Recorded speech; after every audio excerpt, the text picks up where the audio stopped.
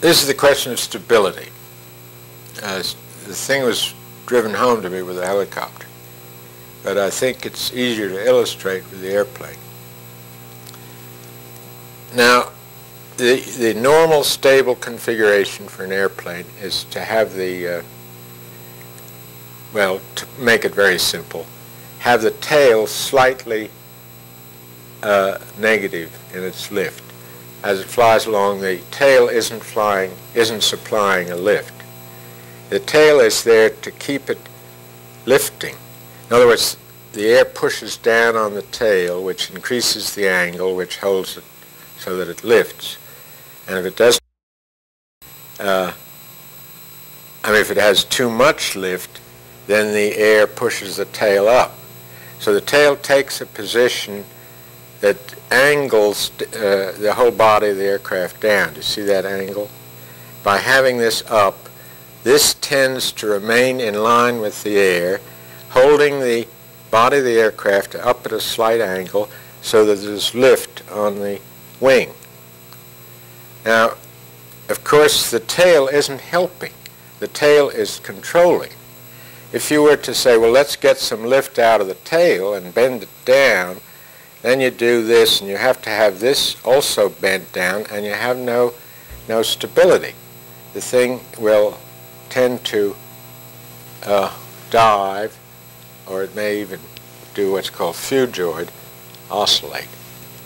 And what the question came up, and having to recognize this in the helicopter, I could see that it was also functioning in many other areas, such as government.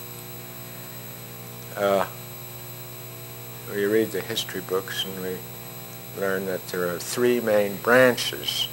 The court and the Congress and the government.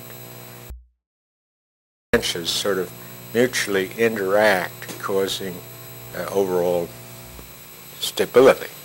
Well, in the current situation is a little different, and where I saw it operating, perhaps dangerously, is between the government, industry, and the universities. The intellectual represented by the university and the control of the government supplying the funds, and industry doing the work.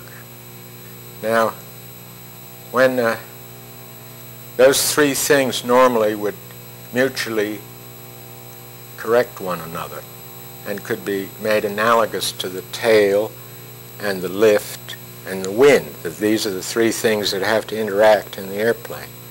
And if you get them all pulling together so that what helps the industry helps the government and helps the university, then they're all in agreement, and it seems as though it's going well.